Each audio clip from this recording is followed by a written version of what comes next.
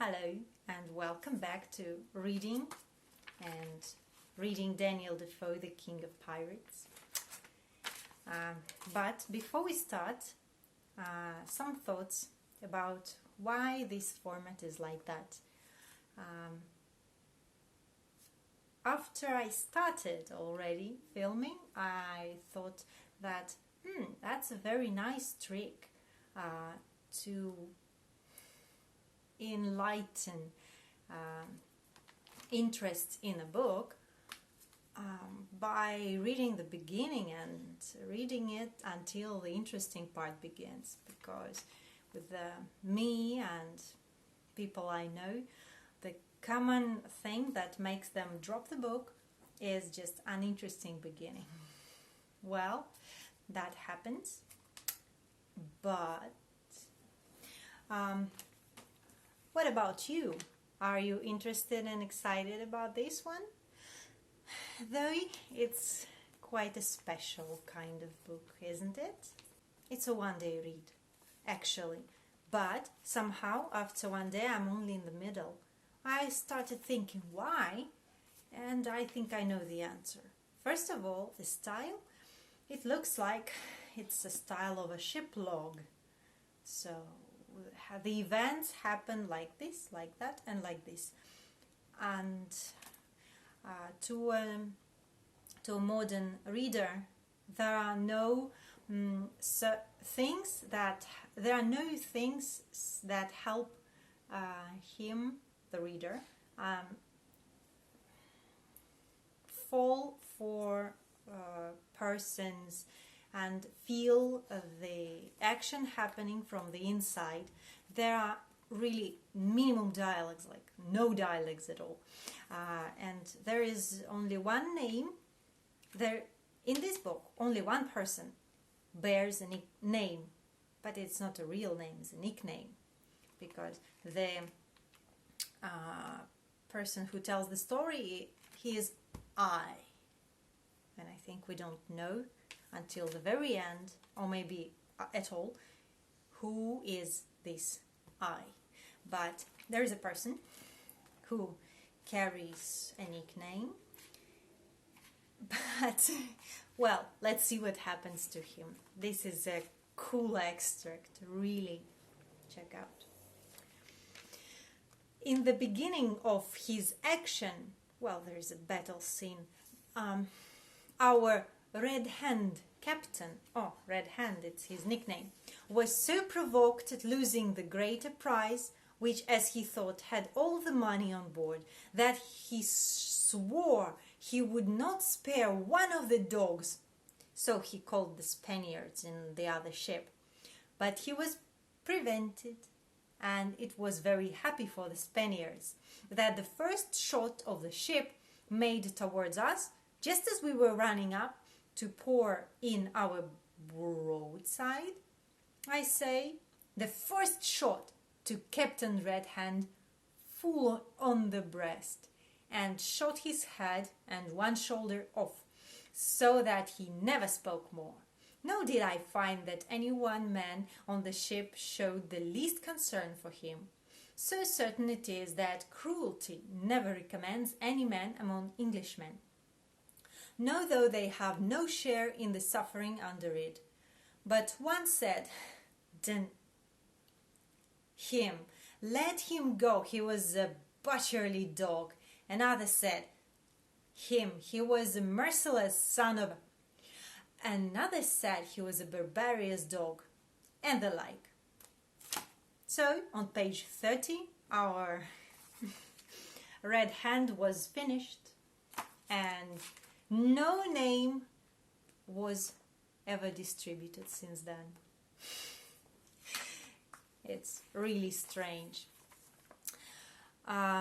Also, the log-like narration requires you to know what is such as a starboard, stern, and terms like that. And it's really quite hard to read if you don't know special things about sailing or general things about page 39. Basic things about geography. And you may not believe me, but I encountered persons absolutely just plain ignorant in basic geography. So that book is definitely not for them. Just I will give you some small extract of how did they go through their voyage one place. Okay. Let's see, like this.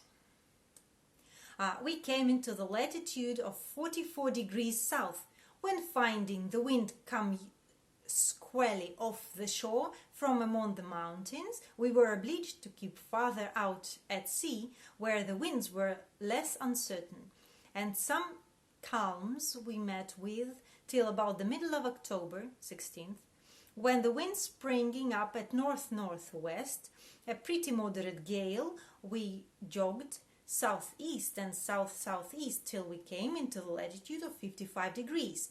And the 16th of November find ourselves in 59 degrees, the weather exceeding cold and severe. All the passage, like this big, consisted of the winds, the direction, the quality, and things about that. So navigating terms. If you're interested, it's all right. If you are not, well, that it's really, I find it really quite hard to read because of this log narration. So if we have something really interested, we will have the description like where I'm reading now.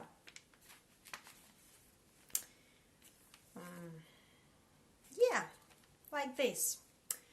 That's a really tough moment here. This made us all desperate. When as desperate distempers call for desperate cures, I started a proposal which pleased them all, and this was that I would endeavour among my acquaintance, and with that money I had left, which was still 16 and 1700 pound, to get the command of a good ship, bearing a quarter part of thereabout myself. And so, having got into the ship and got afraid, the rest of our gang should all enter on board as seamen, and whatever voyage we went, or where's over we were bound, we would run away with the ship and all the goods, and so go to our friends we had promised. I think by the end of this page, they will say something. Yes, we did like that, and our bad times were over, and luck was again with us. I just bet. By the way, about the things that I mentioned in the first part, the things about style. They are very peculiar. First of all, the italics part was about the italics were geographical names, all the proper names, geographical names, names of cities, names of the captains, names of the ships. So, italics is reserved for this part. And this capitalizing is really random. Like all the notion words are capitalized, definitely, when they have got a meaning. So I suppose they stand for a logical, the words most stressed in the sentence, like logical stress of the sentence. Well, that is some explanation after all. And if you remember, I told you that there were several misprints when they did not separate the words. Don't listen to me.